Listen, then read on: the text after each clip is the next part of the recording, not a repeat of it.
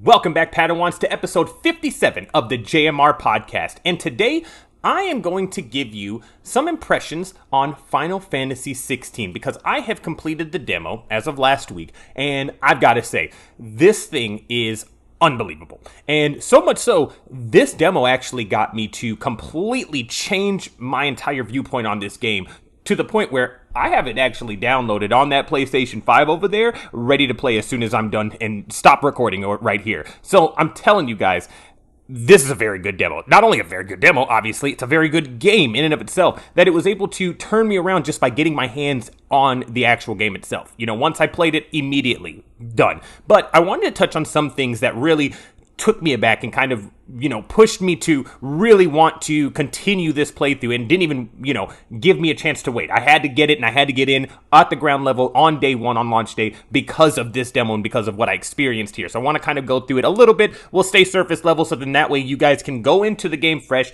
if you're still waiting and on the fence about it. You know what I'm saying? So, Clive as a character is the first ththing. I didn't know if I was going to really like Clive. I don't know why. Realistically, I didn't really watch a lot of stuff on Final Fantasy 16. I just was, I knew it was coming out. I am slowly but surely getting into the Final Fantasy, series. I started with 15. I played Final Fantasy 7 Remake. Really, really loved Final Fantasy 7 Remake. So that game in particular, I would say, really made me a fan of Final Fantasy. 15 was the game that I was like, okay, this is going to be the first time that we do this not in a turn-based style, right? That's why I decided to jump on 15. Didn't really work out for me. I really wasn't, it wasn't jiving for me. So Final Fantasy 7 Remake gets announced, and they say, okay, it's going to be real-time combat. I'm like, okay, cool. Is it going to be similar to 15, or are we going to have something a little different? Now, the combat in 15 is not what made me not like it. It was really the pacing, and I would, honestly, it's having to get back in that car and not being able to drive it. That is the part that just irks me. I'm like, if you're going to give me this cool car, let me drive the thing across this land. It's an open world game. Why can't I physically drive it? Don't care what the reason is. It just didn't work for me. It didn't click. I'm just like, and then it goes too slow as well. I'm just like, so you're not gonna let me drive it, and then we also got to go slow to get to our destination. I don't really want to deal with this. But Final Fantasy VII Remake really pushed that, real-time combat for Final Fantasy into another direction. And I guess we'll touch on combat since I'm getting into that already right now. We can jump there and we'll jump back to Clive as a character. But,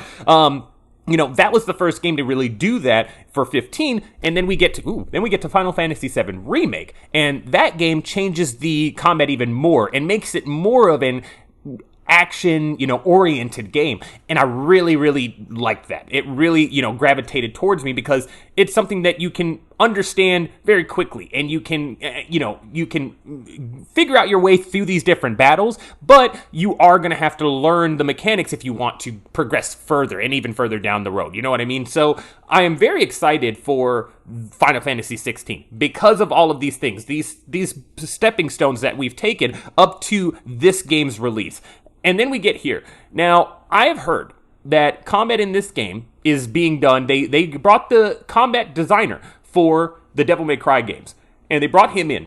And I'm telling you, you can feel that designer's, thoughts and mindset and everything about how his mind works, because if you've played a Devil May Cry game, you know how that combat works. It feels very similar here, rightly so. They got the mind that made that combat over here to this new game. And this is one aspect that really, really has its hooks in me, is the combat, because it feels so fluid. It feels nice. It feels good. Not only that, you're not having to control an entire team. That was another aspect of the Final Fantasy games that kind of get a little long in the tooth for me. And it becomes, you have a lot that you have to worry about, a lot to manage. You have to worry about, picking up those people, giving them some potions and stuff, elixirs to get their health up, as well as your own, as well as trying to deal with the enemy at bay. All of these different things coming down on top of this is what really it makes that combat just that little bit harder, and this game does away with that, so you don't have to worry about any of that. And that really intrigued me when I first heard that we weren't going to be playing with anybody else except for Clive. You will be playing as I forget what the dog's name is, but you will be playing and using the dog in combat as well. He'll be able to attack and help you out, but for the most part, you're not controlling anybody else except for Clive, so you can really focus on that. But then what that also adds, it adds a lot more slots for different upgrades for Clive in his combat, which again only bolsters what you're able to do in this game. So very, very excited based on the combat alone, with them pushing it farther and farther down to that real-time action combat. And again, that is something that intrigues me and really gets me behind this game. It's not going to get a lot of the Final Fantasy fans behind this game because that's just not what it usually is.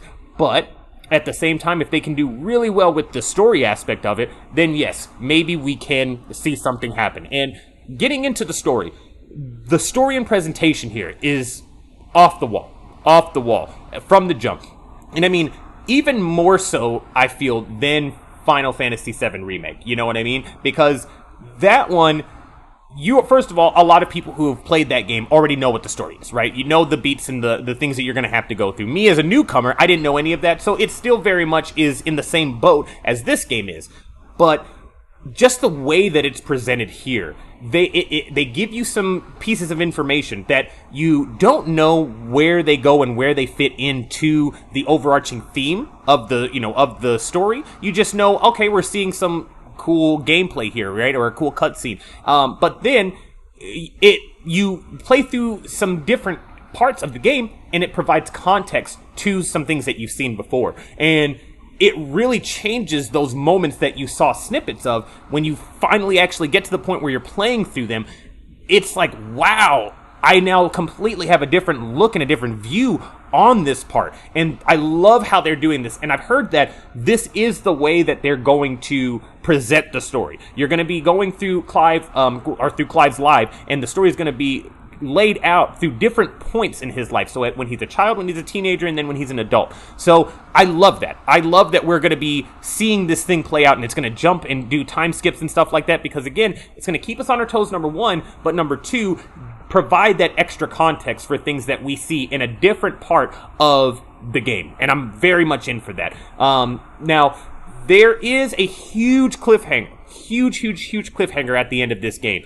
And it's one of the main reasons that I have not been able to stop thinking about this, and why I was like, I have got to get this on launch day and continue right where I left off. And also, too, very, very cool of them to have the save follow you into the actual game itself. You know what I mean? So your demo, whatever you did in the demo, carries on to the main game. Awesome. I love seeing stuff like that, because it shows that they want you to be a part of this, and they want you to experience this in a, efficient and cohesive way. And that's a perfect example. The demo is basically just the first, I don't even know how long the demo really was, realistically. I think it was maybe at least an hour, maybe 2 hours long. So the first 2 hours of the game, though, either way, regardless of what the time is, it's the first bits of the game. You start the game off from the very beginning. So it would, number one, make sense to not have to retread that part if you've already done it. They didn't launch the demo so far out in advance from the launch that you would forget that. It was, within 2 weeks of the actual launch of the game. So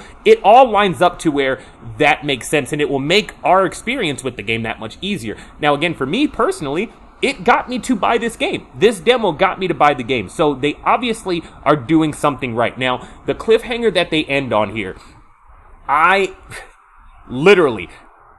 didn't know it was going to end, but I had a feeling it was going to. Like, right when this happened, I was like, you know what? If they ended it right here, it would be a perfect ending to this demo. And sure enough, they ended it right when I thought they would. And I was like, beautiful, fantastic. Like, I now need to play this game. I need to play it further. I need to see where Clive's story goes.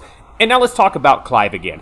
Clive is he's a different kind of character, right? He is more secluded. He definitely does not socialize a lot, or at least it doesn't look like he does from the first little bits that we've seen. He seems very much like kind of keeps to himself, but he is very strong-willed.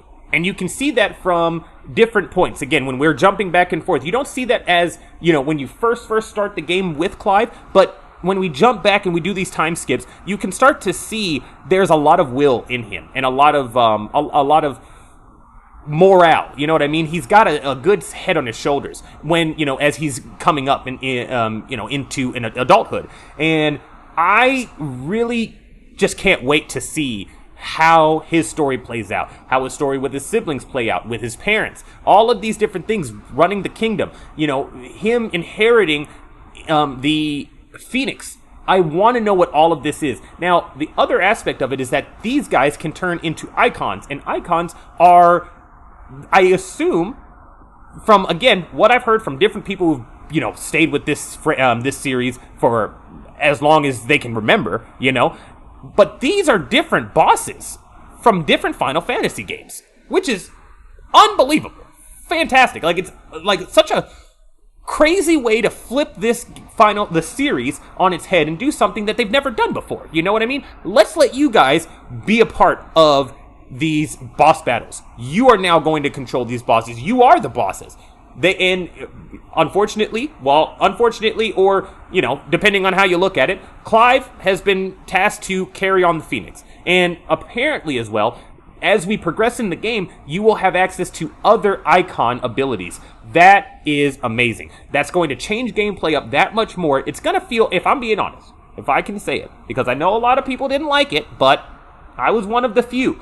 Forspoken feels a lot like that, where when you take out these, the different bosses, the different queens or whatever they are, because I completely forgot. But when you take them out, you gain their power and their ability, and that allows you to do different things, like with traversal, different fighting stances, different fighting abilities, and you just switch them off, on a weapon wheel, very quick. I feel like that's going to be the same here. Again, I haven't experienced that, because in the demo, we only got to wield the Phoenix icon. We will be getting more icons as the game progresses. That has been confirmed. So I cannot wait to get in this and see what other icons this game has to offer. But I will say, overall for this demo, I got to give it about a 9 out of 10. And I almost went 10 out of 10.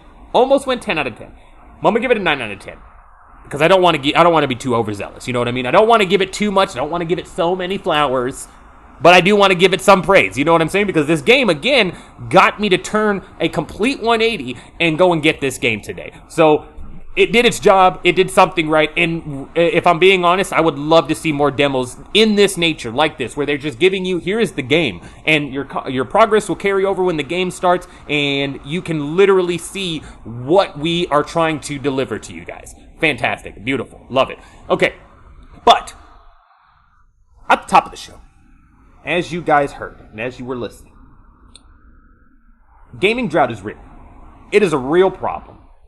And I have got to be honest with you. I've found myself in gaming drought on multiple occasions. Twice this year, I've already gotten into gaming drought. And you would say, how, Jedi Master Ren? How could you get into gaming drought in 2023, our Jordan year, everyone's Jordan year? And it's a good Jordan year. Y'all all know it. We're getting games out the wazoo. We can't stop getting these game releases, man. They keep coming out with showcase, and they're dropping more games this year. It's fantastic. And I've got to say, though, every now and then, I get into a drought.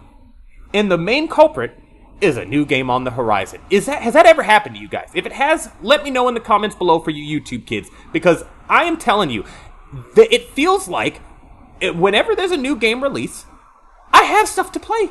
There is stuff that I need to play. I've still got a Platinum Jedi Survivor. I still got to play through Dead Space. I'm about maybe a quarter of the way through. Maybe a little bit past a quarter of the way. Maybe a third of the way. I don't really know. But I still need to beat the rest of Dead Space before the end of the year, the remake.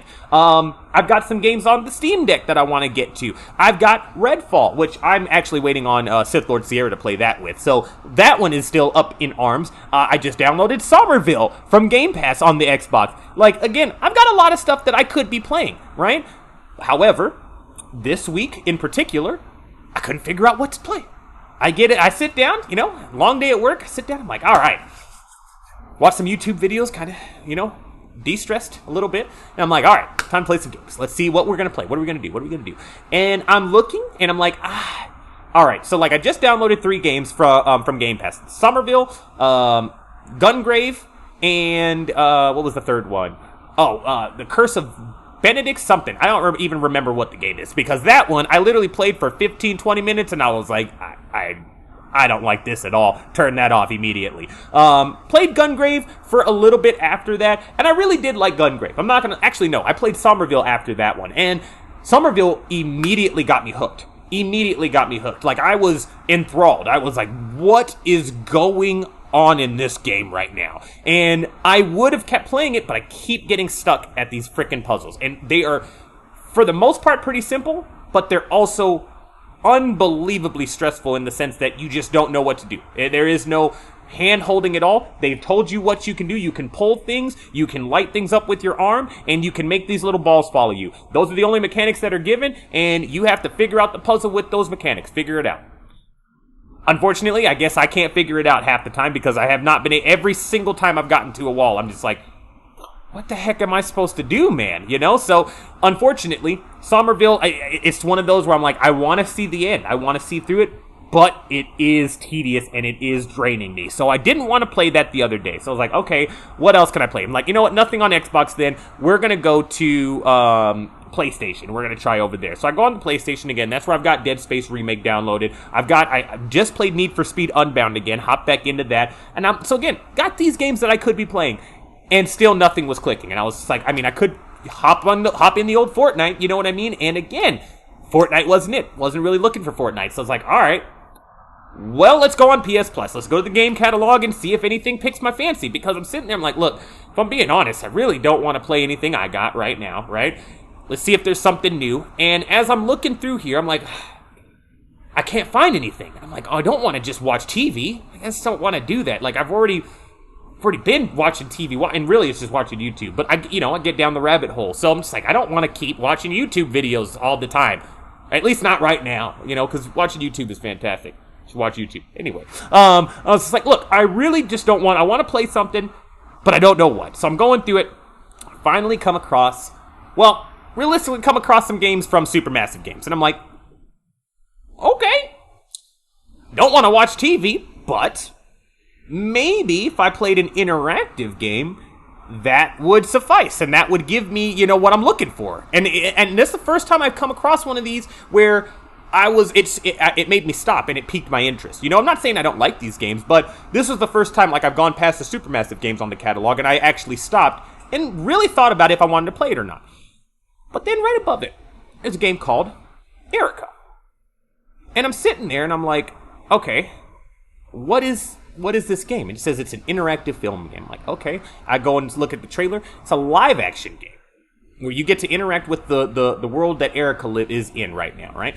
I'm like, okay, this looks really interesting. And I'm listening to, the premise and what you're having to do in it. I'm like, this seems really cool. So I played Erica. Now, let me tell you this, guys. Played through this game. Started it a little after 12 o'clock. Got done with it around 2:07 on the dot. That's when we rolled credits on it. So this game legitimately was about an hour and a half, 40 minutes long, front to back. And that's with me interacting with everything, doing what I needed to do throughout the game, right? But I was trying to be quick about it because I wanted this to pretty much be like a movie. And I'm not going to lie to you, it very much felt like a film. It felt like watching a film the entire time. Even though I was interacting with the world, it did feel like I was it did feel like I was watching a legit movie. And the story that they told in it was very well thought out, very well done, I thought. And, so you're following Erica, and you follow her as a child first, right? And it's just a small little scene. But you start with her as a child, and she is talking to her dad, and her dad's telling her stories of her mother. Because, obviously, if you can tell from how they're discussing it, her mother is no longer in the picture, unfortunately. And, we fast forward from that point, now she is an adult. And you can see that this was a dream that she was having. And her father actually passed away as well. But he wasn't passed away, he was, taken out. And he was left with a weird symbol on his chest. Nobody knew what this symbol was. Well, what it meant. They knew what it was. I think it was the Delphi symbol. So he created this place called the Delphi House. And the Delphi House was basically kind of a place where people would go, it's like a nursing home in a sense, not a nursing home. It's where they'd send people who need extra care during their for like mental health cases and stuff like that. So like again, that's the premise and the front of it. But in actuality, what's really going on is they're testing on these people here at this hospital. Now we're jumping all the way ahead here, but in the grand scheme of things, that's what's going on, and there is somebody that is out here who's trying to get to the bottom of it, and not only get to the bottom of it, but they're trying to stop what's going on at this hospital. So that's why Erica's dad was targeted, and why that symbol was left there. So the symbol actually, I believe, like I said, I believe it means Delphi, which is the house's name. So that is where the start of this is coming from. We think that, the cops are thinking that that's where, the tie is. Now, Erica comes to the door, she gets up, she gets to the door, and she opens a box. And inside the box, there's a bunch of hands. That are obviously, if they're in the box, they're cut off, right? So she opens this up horrified, calls the police. That's when they come in and they're linking everything to what happened to her father. Now, this is where stuff starts to happen that gets a little weird, because they're like, hey, you're not safe here. You need to come to the Delphi house. Red flags immediately. I'm like, why I got to go to the Delphi house? Why are you sending Erica to the Delphi house? And I didn't know at the time what the Delphi house was. When we finally got there and I realized it was a mental health institute, I'm like, okay, so wait, why are y'all sending Erica over there? Like, she needs to go over there. You're saying that's the only place that she's going to be safe? Y'all couldn't, witness protection program? Nothing. All right, whatever. So we go here and you start to try, you're talking to the different patients, you're trying to make friends, and, or Erica is. And then she meets up with one of her father's old colleagues. And this old colleague actually gave her a doll when she was younger, right? So this is what she remembers as a kid. And these are all things that carry on to her as she's an adult when she starts to talk to this person over here. And not over there. There's nobody over there. Don't worry. All right. Unless there's a ghost, in which case, I don't know what's going to happen. We're going to catch it live right here. Anyway. So as Erica is trying to, stay any amount sane while this situation is going on, while she's, in quote unquote witness protection, she then has to try to figure out, what is going on with these different people, with the different patients here, because everybody starts bleeding from the nose. Not only bleeding from the nose, but they're coughing up blood, they're having seizures, all this different stuff. And she finally finds out, by way of her father's killer, that these people are testing the different patients. They're actually putting them through different projects, different tests, and they're trying to, I didn't even know what they're trying to do, to be honest. That was never really revealed what the premise of these tests were. All that is known is that once you start bleeding after the premise is they're testing this scent, this perfume scent that will make you do whatever the person who gave it to you wants you to do. They literally said, she's like, I could put a knife in your hand and make you slit your own throat. I should not have said that. But you get my point. Listen, you get my point. It gets a little dark, but that is what this game is, and it's very, very intriguing because you start to understand that Erica's dad was a part of a cult and that this is not what, was supposed to happen with, her life. She was supposed to be a replacement for her mother, which was she was actually taken away. So she didn't pass away. She was taken from the Delphi house to help these people see the future. That's what this whole entire thing has been. So Erica herself has been getting groomed from a very young age to take her mother's place because I guess her mother either stopped wanting to do this or they just did away with her. You know what I mean? I don't really know. But all in all, this was a fantastic game. And it came way, and I did run through a lot of it, but it came way of me in my drought, in my gaming drought. So yes, gaming drought can be a bad thing. It can be stressful. It can suck. But every now and then, it can be a good thing. So I played through Erica, and I immediately and immensely loved my experience with this, right? But then, I am now playing the Quarry. I immediately started the Quarry after I beat Erica that night, because I was like, I want more of this. I want a very narrative-focused game where the gameplay is not much of what I need to do. I want it to be a complete and total, like I want to be a part of this world, but narratively. And The Quarry, obviously, is right up that alley because Supermassive is very good at making games up, right up that genre. And I was like, you know what? This is something that I've heard a lot of good things about. I have been wanting to play it. Now is the time. Jumped into that. Awesome. Fantastic. I've only gotten a few hours in so far. And fun fact for you, if you are streaming a game, from the PS Plus service, and it's a PS4 game, it's gonna save as a PS4 game. You can't move that stuff over to the PS5 version when you finally download that. That's what I learned with The Quarry. My 2-hour save is gone. I've got to start from the beginning. Fantastic. It's fantastic.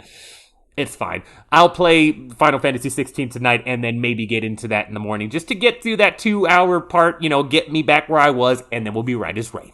But again, I would never have found Erica. I would have never actually jumped into The Quarry if it wasn't for this gaming drought. And yes, the gaming drought is over because Final Fantasy 16 is upon us now.